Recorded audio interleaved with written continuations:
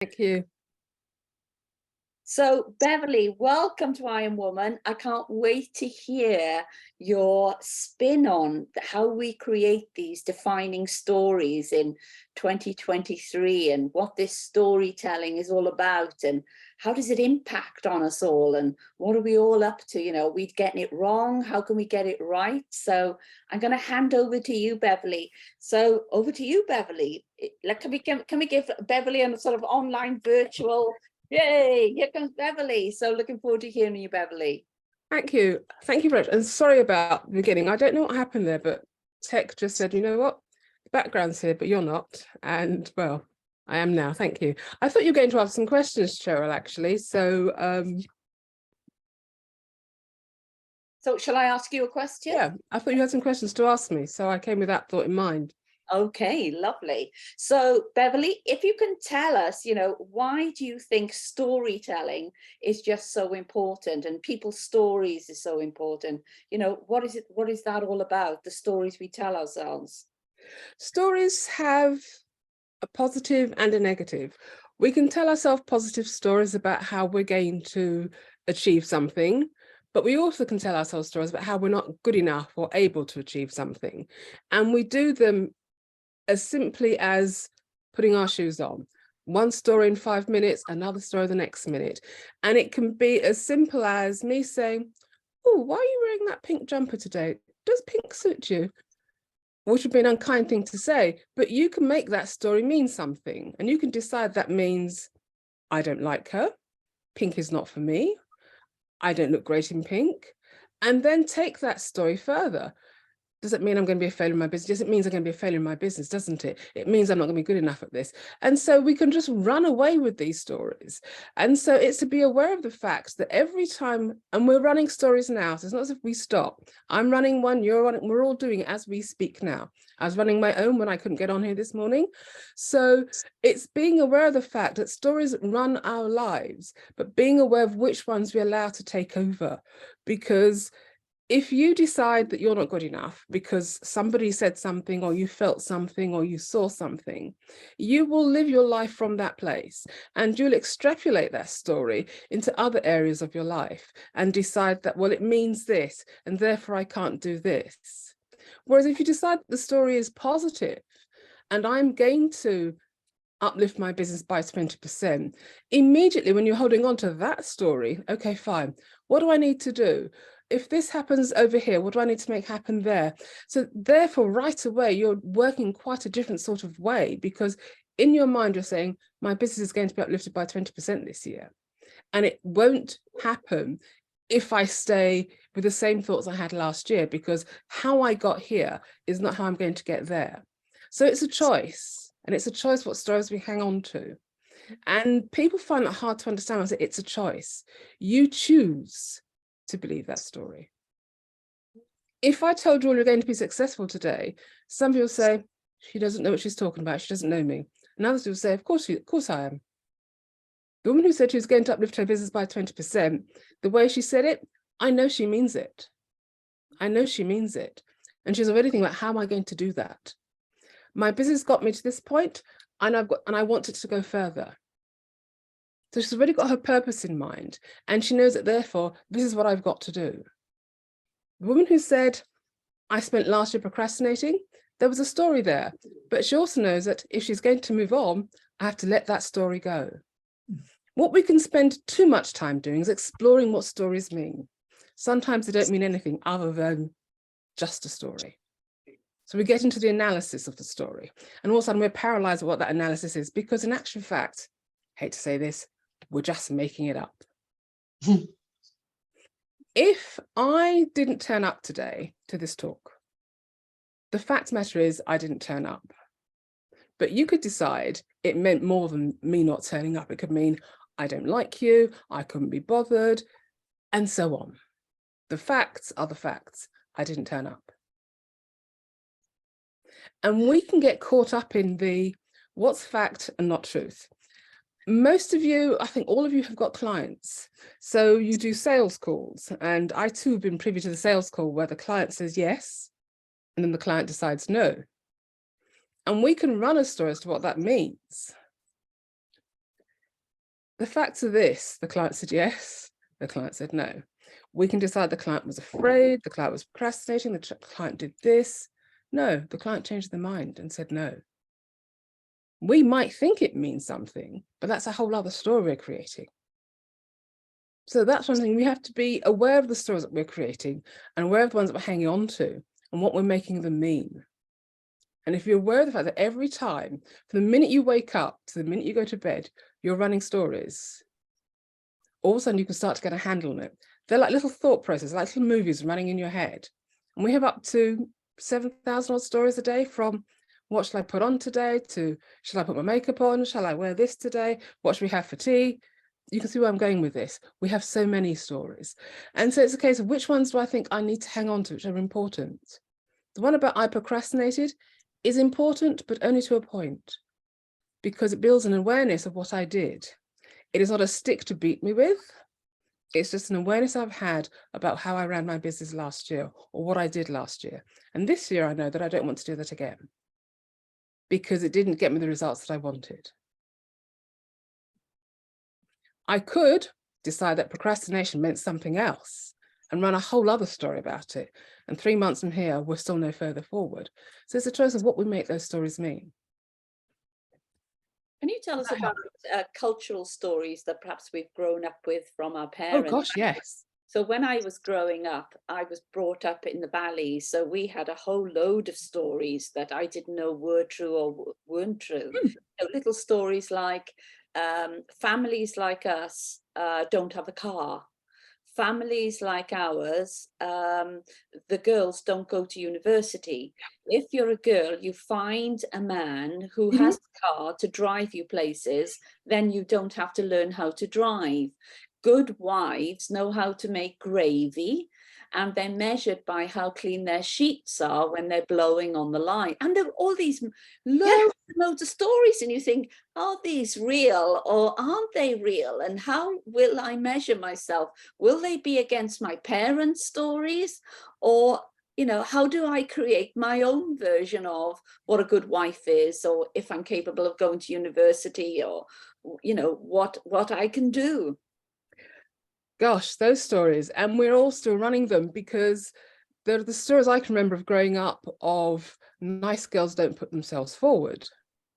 If you want to be accepted, stay quiet. Nobody likes a girl who's bright. Nobody likes a girl who wants to be leader. The word bossy is the word that I still have a problem with to this day, because a woman who exhibits any form of leadership is bossy. If she's assertive, if she knows her own mind, that makes her bossy.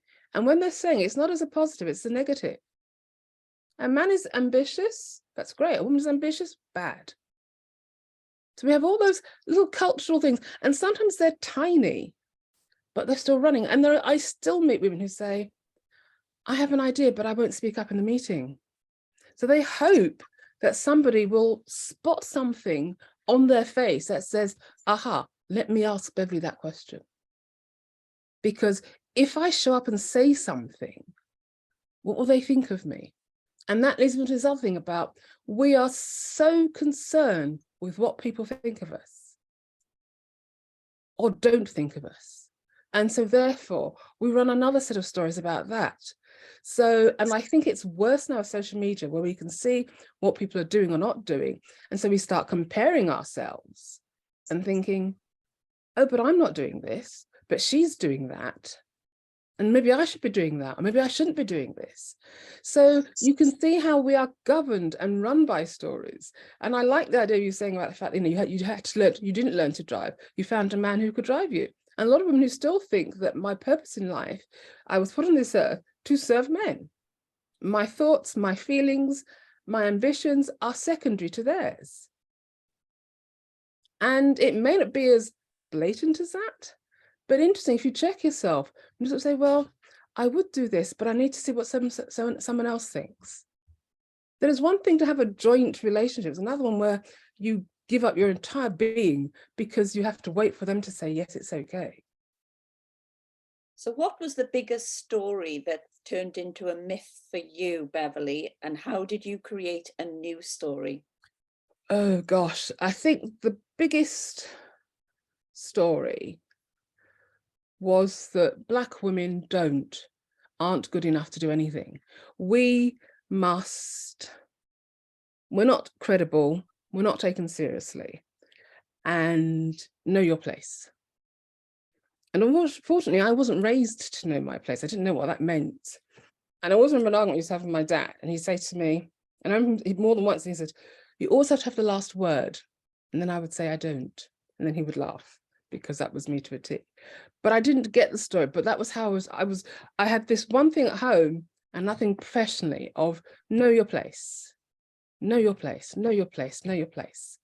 And even as I rose up the ranks in organizations, there was still the message, know your place, know your place. And I think, even though at times I said I didn't accept the story, it wasn't until I was made redundant, because I didn't know my place, that I thought, you know, enough's enough. I had a job, it was a great job, it was one I wanted. I was hired by the guy, he hired me for my ability, I got great results, that was what I was hired to do. And then he decided I was getting too big for my boots, whatever that means. And I was a threat to him. These are his stories, not my stories. So we have to get rid of her. So I'll restructure the entire department, and there'll be one redundancy, and we'll get rid of her. And that was it. And I decided in that moment, I would never have another boss. And I'd never allow anybody to dictate my life and my future. I didn't know immediately what I was going to do. I just knew what I wasn't going to do. And I had to find a job. And then I thought, I don't want a job. And this was going against the grain of, but you know, we have jobs and we get married and we do that. And I thought, I don't want a job. I want a business. And I'd had one before, but this was a whole other thing. And I thought, I will never have another boss, because I never wanted him that I must know my place. So for me, when I decided that, and then I hired a coach, because I spent about 3 months lying around on my sofa thinking, oh, what shall I do with my life? Oh, what shall I do with my life? And one of my friends said, and how long are we going to spend on this sofa? And they said it with love, but they also said it with a degree of like, enough already. I got a coach. We had 90 minutes, and her first question was, what do you really want? And I was like, no, what do you really want? And that's the only question she asked until I answered. And I admitted what I wanted. I wanted to run my own business, I wanted to be a consultant. And I had never said these things out loud, because I was like, wow. And that was it. That was the turning point. But it took being made redundant to be told, to be finally realize enough is enough. Because on one hand, I was saying, it's okay, you can say this to me and I'm going forward. But when it eventually impacted on my life, you got rid of me because I didn't know my place. I decided enough was enough.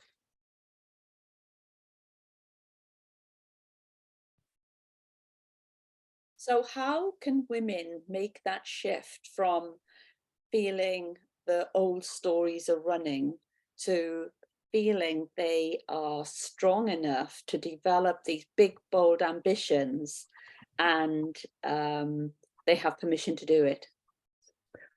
One of the first things I say is surround yourself with good people, people you trust, people who, when you say, I want to leave my job, they don't go, no, you can't, because we've always done it this way. Because they mean well, but they're projecting their fears onto you. Or the other type of friend who says something nasty because she sees that if you do this, you may leave her behind. Her story, not yours. So surround yourself with good people, because you can't do this on your own, and you shouldn't do this alone. I'm going to say hire a coach because, of course, that's who I am and that's what I do. But hire someone, whether it's for an hour, 90 minutes, that's 3 months, whatever it is, to help you get your thoughts into check. Not about being realistic or unrealistic, just helping you get your thoughts into check, and who will challenge you, because you need challenge. Because you will say, I want to do this.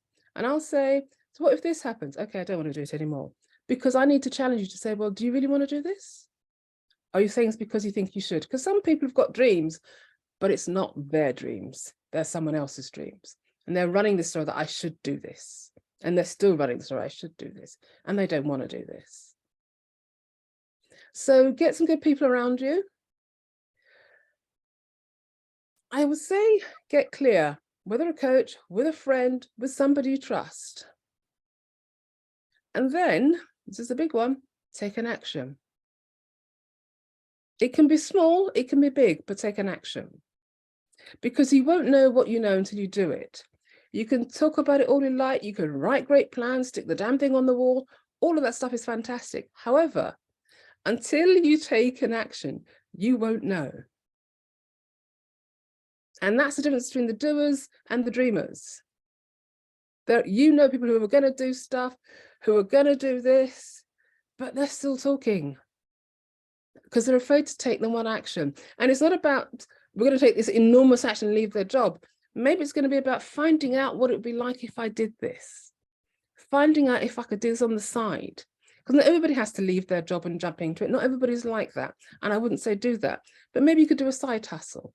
Maybe you could volunteer.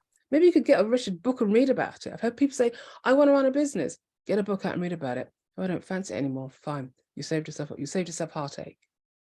But that's the difference between thinking and doing. Be aware of your thoughts, because your thoughts are going to say, are you mad? Do you know what you're doing? Hell no, I don't know what I'm doing, but I'm doing it anyway. Don't expect to have all the answers at once. In fact, don't, because it's likely your plans will change. Things will go wrong. And when they do, be ready to deal with them. You might cry, nothing wrong with crying, but then we get on and sort it out.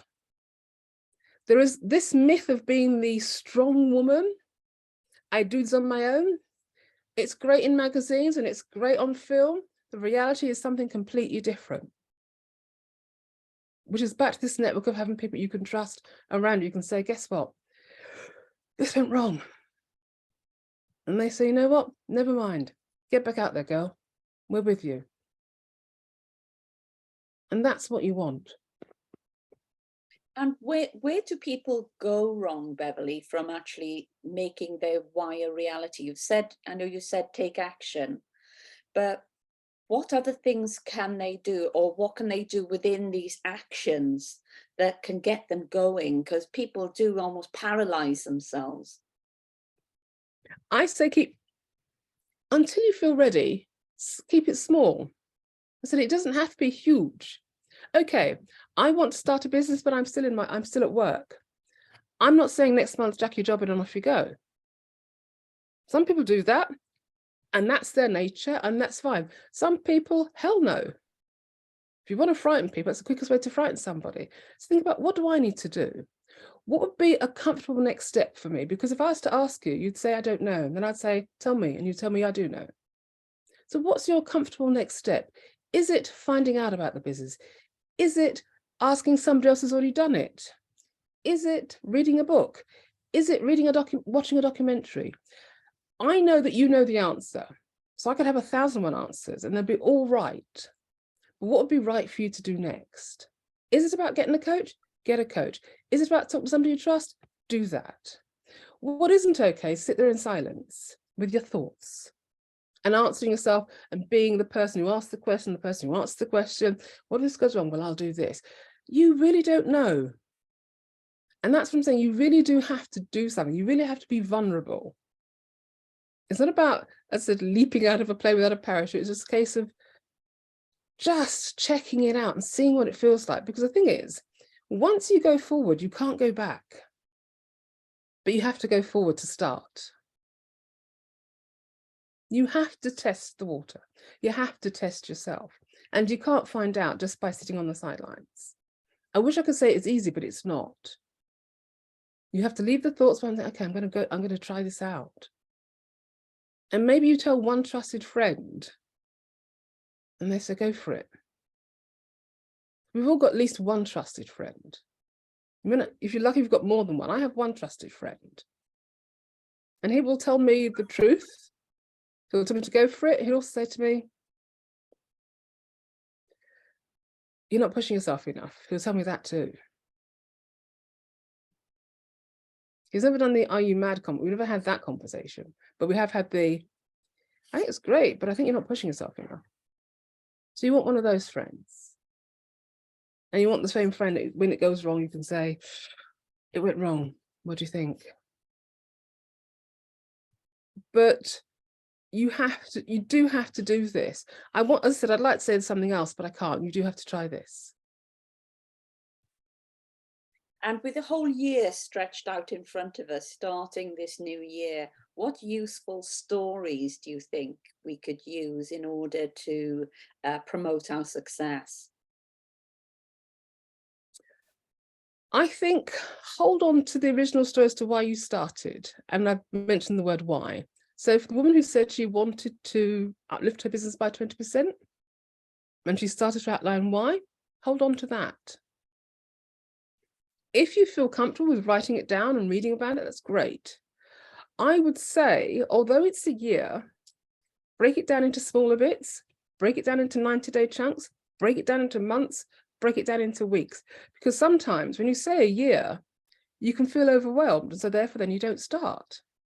If I said, think about the next 3 months, that doesn't feel quite so bad. If I think about the next month, feels even better. So keep your year thing as a thing you look at and see, but be aware of the fact, what am I going to do this week? What am I going to do next week? What am I going to do the week after? What am I going to do this month? What will be different? What will move the needle? How will I feel after this month? What will it look like? What will I see differently? How will I be different as well? Because that's what's important. The year thing is great, but what do I need to do now? And some people get paralyzed by that fear of, what do I do now? Thank you, Beverley. I'm going to open up to our audience here to see what questions they have, because our audience are all here running their businesses, looking out at 2023, thinking about, what are my capabilities? What am I going to do marketing wise to attract these customers? When it comes to social media, there's going to be all these stories coming into our heads of, I'm lack confidence, or I can't do this, or who am I to be doing this, or look at the competitors out there who are seem to have got all their shit together, but I haven't got my shit together. So I'd love to open it up now to our audience that are online this morning to field perhaps some of their questions. So Okay. who would like to go first with a question this morning? Don't all jump at once now. I'm sure Bethan's got a question, because Bethan is working always with women who want to get their stories out there and just trying to think of how they're going to do it. So I'd love you to sort of throw some questions in here. So over to you, ladies. Come on, somebody ask a question. Okay, Steffi, you've got a question. Well, it is a question, it's not really. So I'm super, super happy with many things in my business. Obviously, it's been fairly new for me, 1.5 years. And I love the ups. I even love the downs. I got to be honest. What I find the most difficult to deal with, and what I often deal with on my own, is the financial roller coaster. That sometimes it goes extremely well, and then it goes extremely bad. Mm-hmm. And I think, just how do you keep the story going when you have those moments where everything is just bad? That's my biggest thing, really. I think with finance and thoughts, probably the worst, because as you said, when it's going great, it's great. But when it's not going so great, the stories are running away with themselves. And the thing is, although the finances aren't going well, we tend to make the thoughts about us, as in something I'm not doing or something I'm not doing well enough at. And so therefore there is something wrong. I'm not closing well enough. I'm not getting enough people in. And sometimes the minute we start running those thoughts, I'm about to go into the world of woo, and I've tried to keep away from talking about woo too much because it frightens people. We give off an energy, because immediately the client that we're talking to in discovery calls or clarity calls, whatever you're doing, there's that feeling of desperation. I must get a client. I've got to get that client. I've got to nail this client. I've got to sign this client because this month was bad. And so therefore I start giving that off. And I believe that this business of being an entrepreneur, of being in business, is up and down. Few people have businesses where it just runs like that all the way through. I want to meet them if they do. And so therefore there are going to be moments when things don't work as well. But it's a case of step back and regroup and think, what do I need to do? And look at it honestly, rather than the case of, I'm so bad, I'm so terrible, therefore there must be something wrong with me, I need to do, and I need to throw everything out. No, because when you were doing well, what were you doing? So why can't you replicate what you're doing now? What has changed? If you're going to tell me the economic situation, trust me, there's always been an economic situation. Whether or not you choose to believe it and hang on to it is another thing altogether. One of my first ever businesses I started in, it wasn't lockdown, we had a recession, how many thousand years ago that was. And I didn't have a job, I had a business. You must be crazy. Apparently I must be. I'm still here though, and I made money. So I didn't make that my story. There's a recession, there's a crisis, people don't buy. You will meet people who will tell you quite clearly they made, there's something else there, a lot of money in the last couple of years during lockdown. So it is not true that people don't make money, people don't buy things, people don't sell things. So beware of what stories you're taking on in your head and making them real and running your business in that place. Because you know you can run a business, you know you can already make money. If you can make money once, you can make money again. If you're saying there's no longer any use for the product I'm selling, then what do I sell in its place? If that's not the case, is there anything I need to do differently? And being honest rather than reactionary is the thing. So therefore separating the facts from the story and being very clear about what is a fact and what is a story. And I know we've got Beth Price on here this morning who helps women with their style. So I guess, Beth, when people come to see you, they've got stories about what they think of themselves. And then you're in some ways breaking that story and helping them create a new story with a wardrobe, you know, because they can shift their story based on what they choose to wear or how they feel about themselves. Can you tell us a little bit more about that? Yeah, I'm sorry, I was so late. I was with a client, and then Steffi was like, "No, you still can jump on." Yeah, very often they do what you were saying, and they self-sabotage. You know, oh, I always look rubbish. I always look terrible. Oh, I'm rubbish at my makeup. I'm rubbish at my putting things together. I'm rubbish at this. I'm rubbish at that. So at the moment in my Facebook group, I've been trying to say to them, you know, stop self-sabotaging. That's a story you're telling yourself. If you've never done makeup, then obviously you're going to be rubbish at it. You just learn step by step. If you've never, you know, been good at putting your clothes together, then you just need a guide, a coach, somebody to help you. And a lot of people have had that wobble, like we have a wobble with our business when things are not going so well. People have got out of the habit of dressing to go out and do things because they might have been at home and they're not back in the office and they're not back in, and then they just have a complete wobble. Oh, I have no idea how to do that. And like you say, it's then saying, well, you did that once, you did it. So what did you do then? And what was successful? And, you know, what's changed now? And yeah, it is. Stories are powerful. And I think also what you said there about people saying, I'm rubbish at doing this. That's a story, but be aware of the words you're using. If you said, I don't know how to put my makeup on, that's a fact. Yeah. I'm rubbish is not a fact, but you're making the rubbish thing a fact and losing sight of the fact that I don't know how to do my makeup. Yeah. And there's nothing wrong with not knowing how to do your makeup, but saying I'm rubbish at, or I'm crap at, or other words that people say to themselves is the thing. And whilst we're on this, be aware of those words.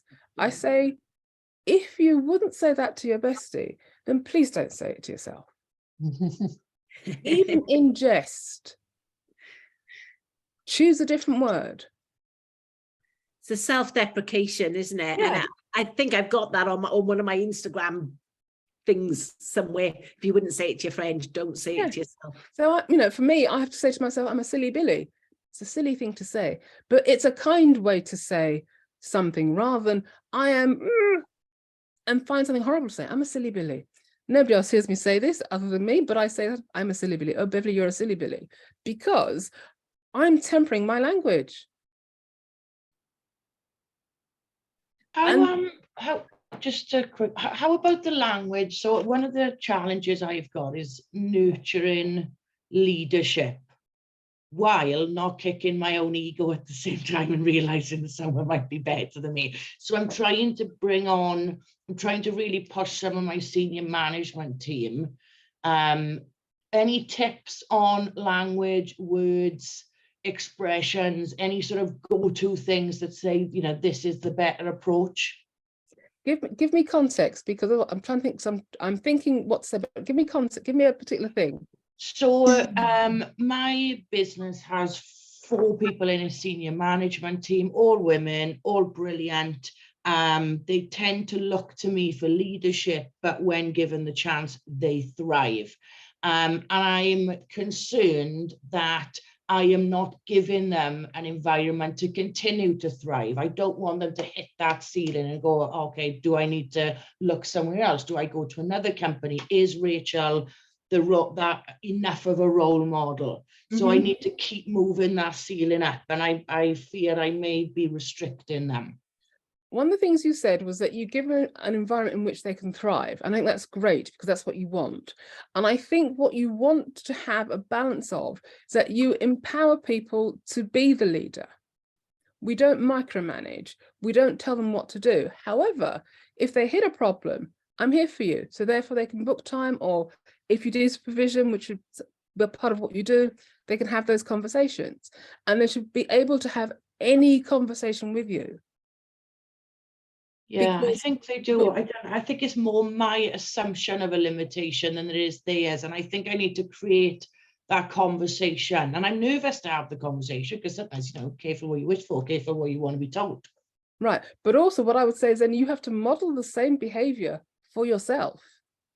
So in the same way that you're creating an environment that they can thrive, do you have an environment for yourself in which you can thrive? Do you have somebody that you talk to or work with that allows you to have that same space? Because that's how part of this energy is. It isn't just about I allow them to thrive, I take it on board, but then there's no room, where's my growth in this? Yeah, that's possibly something I need to explore. I haven't got enough room for my own growth. Because you're not there to just soak up and take up all of the stuff that's going on for them. Yes, you're there to support them, but you also need support, because the idea is that they are flourishing, and that's great. And when things aren't going well, they can talk to you. But at the same time, how do you then manage that for yourself? Okay, thanks. The other thing I would say is,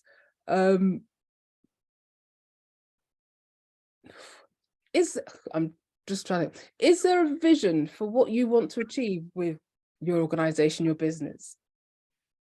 Other than continued growth, increased market share, the usual general stuff. But because my staff have been with me so long, they've come from administrators, right. And as the company grows, right. You know, I would invite you to think about things in a much more specific way, whether it's for the next year or the next 3 years, something quite specific about what you want to see. It's not just growth, and it's not just growth. How much growth?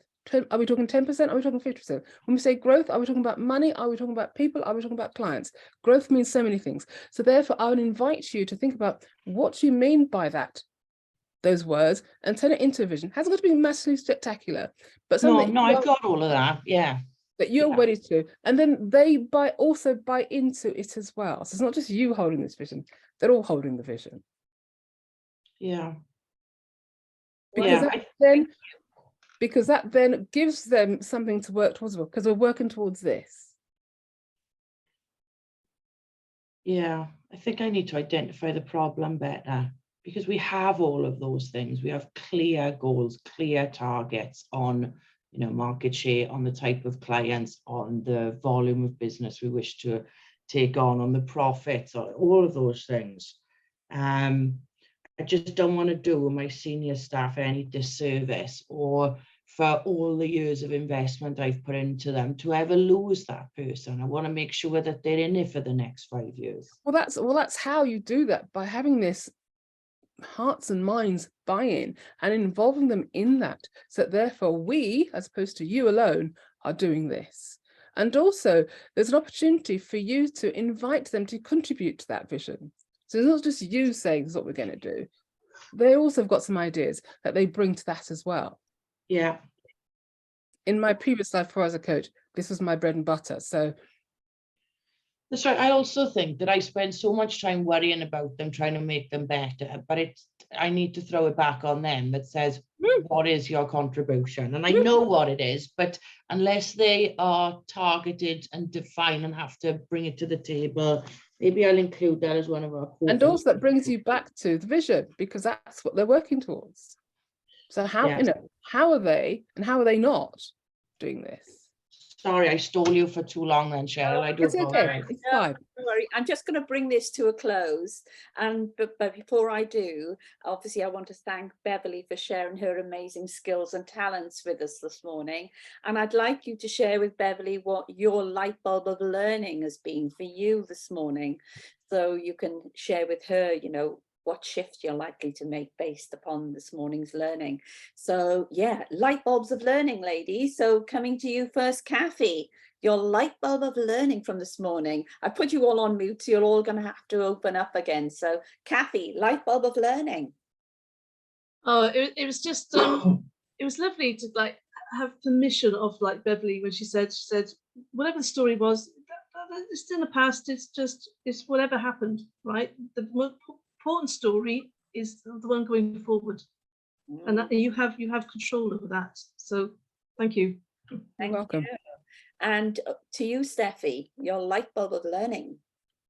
I think Rachel already kicked my ass a couple of weeks ago just by changing my language, because, you know, I really like it when Rachel is strict with me because, or blunt with me, because I need that. I need somebody to say like, right, stop it now, think different, because I'm one that goes round the bush like that. But, and I just need somebody to say, right, now, stop there, draw the line. And the language is really important. Fantastic. Thank you. Thank you for sharing, Steffi. And over to you, Bethan, your light bulb of learning. I think a lot of this, sorry, my voice is not playing ball today. I think a lot of this for me is stuff that I know and talk with my clients in theory, but sometimes I need reminding of as well. I know it all in principle, and I do this all day, every day. I'm a coach as myself, Beverley, so I have these conversations. Of course. But I think even as a coach, I need a coach, and I need to make sure I'm getting checked and pushed to have those thoughts and conversations that I don't always want to have. Yes. Great. Thank you. Louise, light bulb of learning. I think just honing in on the things which my little negative stories, you know, maybe they're quite small, like I'm not very good at social media, or I don't like marketing, but actually I'm actually okay at it. I need to stop that story and just have a little bit more faith in the process, because I'm not that bad at social media. I'm actually quite good at it. You know, they're just old stories, and I feel them sometimes still playing, but really letting go of the old stories this year and really stepping into and just owning all of what I have built and have got going on, you know, really feeling it and owning it and believing in it. I think that's what this year is all about, because that's what I've taken. Okay, thank you. Lorna, over to you, your light bulb of learning. Thank you, Beverley. It's been really good to sit and listen this morning. I think for me, it's a little bit of a reality check, because those of you who know me, I'm always cup half full, and I'm very focused and very driven, but I sometimes lack that one person to give me that reality check and serve it to me straight. And you, the start of when you were speaking, Beverley, you know, you alluded to that with your friend, your one friend, and that's something that I need to make sure that I've got in place for this year is that dose of reality, because I can waft away with the fairies quite easily. So thank you. Lovely. Lisa, over to you. Light bulb of learning. I think for me, it's a mixture of what other people have said. And like Beverley said earlier, it's like sometimes when you're in a certain place and then you think like you haven't met your targets that month, you know, whatever targets they are. And then you think, oh, I'm useless, I'm rubbish. And then when you tell yourself that, you stay in that for longer. Whereas was when you were speaking, what I thought, it was that I tell myself these things, but not one of my clients has ever told me that I'm rubbish. They've always told me how amazing I am. So why am I telling myself this? And coming off the back of that, I give you an example. I think it must have been about 9 years ago. I'd been put forward for this big competition, the NEC in Birmingham. And I had a problem with my legs attending this event, and I'd set myself up to go into the event convinced I was going to lose. Yeah, I wasn't going to win this. So as soon as I sat down at the event, I threw my crutches under the table, I threw my shoes under the table, convinced I wasn't going to win. And when it came to my area of the competition, I won. And I was thinking, what am I going to do? Crutches under the table, no shoes on. They had to come and collect me from the audience and take me up to the stage. And I was thinking, how stupid am I doing that? All the other women had composed themselves, got a little write-up of what they were going to say when they accepted their awards, had adjusted their lipstick, and I looked completely opposite. Yeah. So I think we just have to be careful with these stories. Are these stories setting ourselves up for success? Or have we convinced ourselves it's failure? Yeah. So that was a lovely example of, yeah, I looked an idiot. They had to come and carry me up onto the stage. Yeah. Only from the story I told myself. So over to you, Lucy, our Femimix Lucy. What have you learned? Your light bulb of learning. Oh, similar to Beth, and it's just lovely just to sort of hear that, to reinforce how powerful storytelling is and how important positive storytelling is. And for me, you know, with us involved in sales, well, as we all are with our business, everyone loves a positive story, and that's what, you know, people buy off people they like, people they can relate to, and that's why that a story is so important. So it was just lovely just to hear that today. And I can remember you going to a conference, and before you went, or a sales conference, you'd set yourself up with your story. You actually said, I want to sell 10 Thermomixes. I'm going to sell 10 Thermomixes at this event. And you sold 10, and you know, and it was a real big stretch for you, but you did it. Yes, I did. Yes. Lovely. Lucy, our mortgage solutions lady, light bulb of learning. I'd probably say controlling and believing my story, I think, and having more control of what my story is, and not having that self-sabotage of confidence being knocked, and like I put in the chat, with everything that's going on funds wise, so cost of living and everything increasing. When I talk about my fees, I sort of have that, like, I go a little bit like, I feel a bit sick, because I know everything around us is all increasing. And then it's more of like, oh my God, they're gonna not come with me now because I've just told them about this fee. So yeah, I think having that self-belief and having that control of my stories. Fantastic, thank you. And Mandy, what's your light bulb of learning this morning? Or you're on mute, Mandy. I've muted everyone. So sorry. Okay.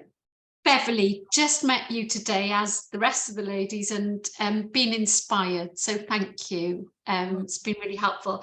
I've written down a quote that you said today, and I'm going to talk to my business coach this afternoon. So I coach, but I have a coach. Practice what I preach. Me too. And I loved, once you go forward, you can't go back. And I thought that's exactly what I said at the beginning, right? That I launched my business, and I'm really proud of that. I've got some clients, and I'm going to carry on going forward now because I'm in that place. And that's the story I'm going to tell myself for this year. So thank you. That's really helpful. Excellent. And Rachel, so tell us what your light bulb of learning is. It's just to listen more. I don't listen. I think I'm a good listener. Tell my husband he doesn't listen enough. So, you know, I kind of put myself ahead of him. But yeah, I don't tune into things. I think lots of things are not relevant to me sometimes. But yeah, I just need to listen more. And I think probably, I know I'm going to get more back involved with networking and meeting people. But yeah, I think if I listen more, we share, regardless of any of the different types of businesses, industries, we all tend to share the same sort of problems. So I just need to dial into them a bit better, and I think the answers will present themselves quicker to me. Thank you.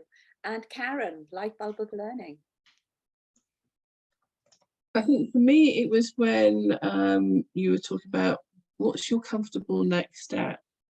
So most people know what's going on in my life at the moment. So I'm just sort of retreating a little bit to regain ground. And just to be able to look at what I'm comfortable doing just right now is actually quite useful, because there is actually quite a lot I can do. I just have to sort of do it quite carefully and just myself a little bit and throw in a lot of self-care at the same time. Thank you for that. And why haven't you published a book? So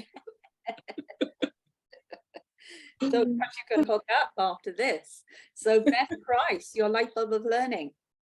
Oh, well, I shall watch back if there's a recording, Cheryl, because I was very late.